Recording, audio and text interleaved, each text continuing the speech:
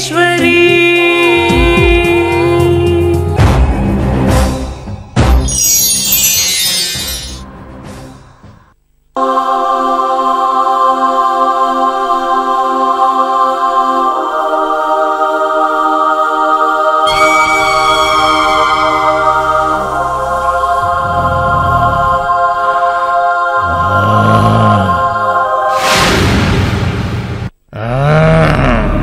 శక్తి కింకిణి హెచ్చరిక,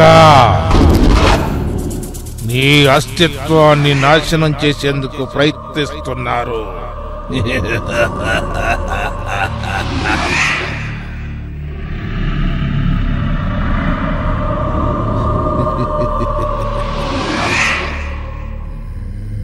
ఇంకా ఇలా ఉపేక్షిస్తే లాభం ఏమీ లేదు. శక్తి కింకిణి, ప్రళయానికి మించిన నీ ఉగ్ర రూపం నా కంటికి అగ్గుపడుతోంది.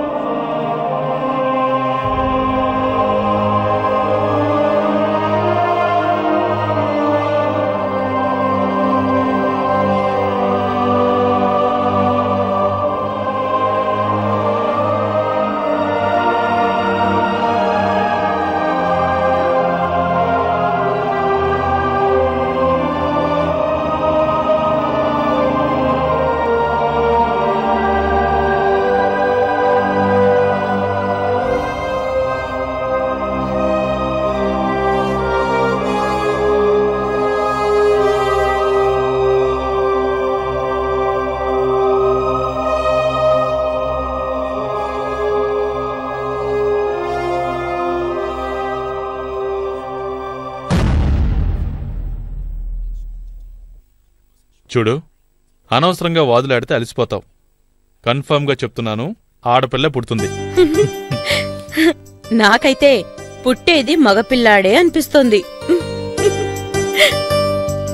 సరే, ఈ కన్ఫ్యూజన్ వదిలే గాని స్కానింగ్ చేద్దాం. స్కానింగ్ చేయించమని అడగడానికి వెళ్తే ఇద్దరిని ఊచలు లెక్క పెట్టిస్తారు. పెద్ద అఫెన్స్ అది.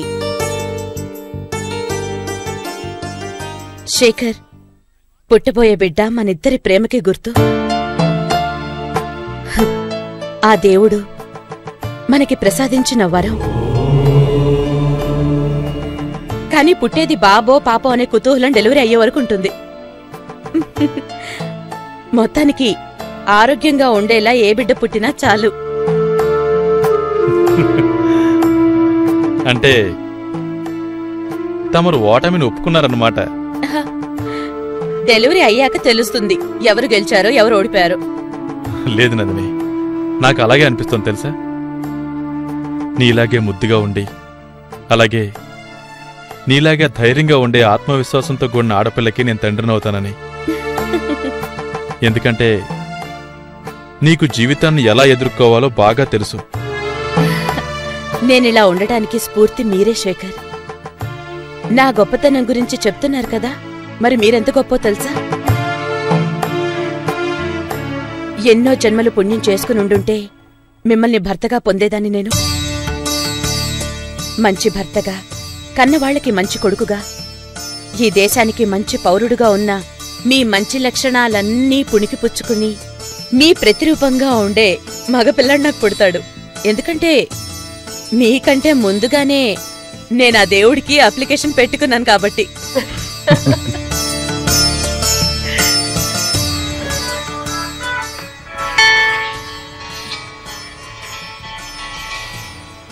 సృజన, హలో. హలో శేఖర్. సారీ బావా. పర్వాలేదు, శేఖర్ అనే పిలువు. ఎలా ఉంది మా అక్క? తనకేంటమ్మా, ఇంట్లో వాళ్ళందరూ ఆమె వైపేగా. ఈ ఇంట్లో ఎవరూ కేర్ చేయని అమాయక ప్రాణి ఎవరంటే అది నేనొక్కనే. ఆ అక్క ఇంకో జీవికి ప్రాణం పోస్తోంది. తనని బాగా చూసుకోవాలి. ఇన్ని రోజులు నువ్వు తనతో సేవలు చేయించుకున్నావుగా మరి. జీ మేం సాబ్, నువ్వొక్కదానివే తక్కువయ్యావు తనని బాగా చూసుకోండి అని చెప్పడానికి. సరే, తనకే ఫోన్ ఇస్తున్నాను, మాట్లాడు. హలో సృజన, బావున్నావా? హా నందిని, ఫైన్. బావ నిన్ను బాగా చూసుకుంటున్నారు కదా? ఏదన్నా కంప్లైంట్ ఉంటే చెప్పు. కిడ్నాప్ చేసి ఇంకో వారం నా దగ్గర దాచేస్తాను. అలాంటిదేం లేదు, కానీ అత్తయ్య మావయ్య ఈయన చేసే సేవలు భరించే శక్తి నాకు లేదు, అంతే. నందిని, నీకు పుట్టబోయే బిడ్డ శేఖర్ మంచి గుణగణాల్ని, నీ మంచితనాన్ని, మనసుని పుణికి పుచ్చుకుని పుట్టాలని ఆశపడుతున్నాను. ఆశపడ్డమేంటి, ఖచ్చితంగా అలాంటి బిడ్డే పుడతాళ్లే.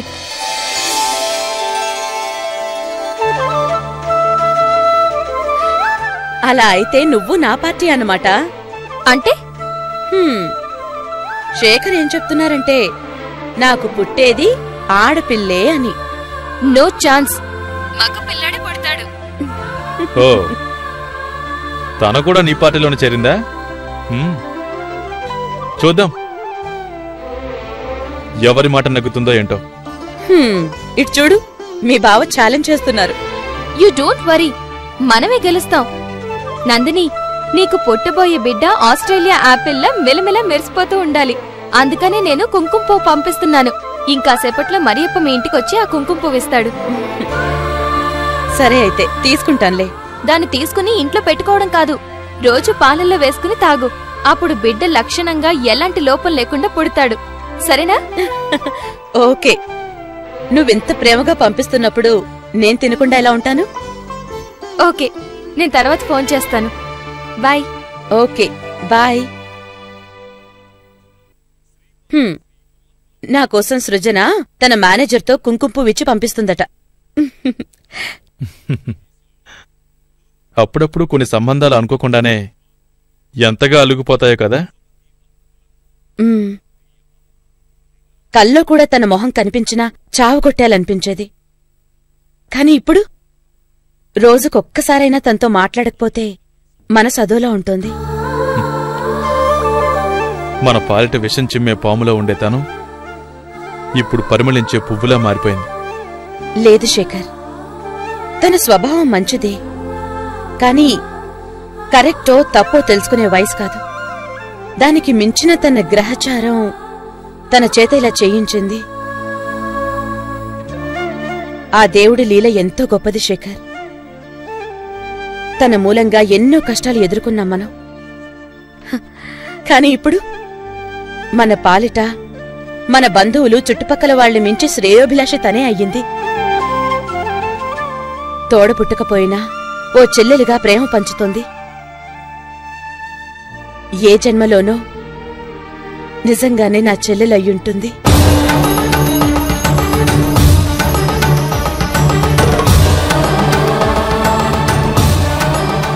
అంతా ఆ దేవుడి మహిమ.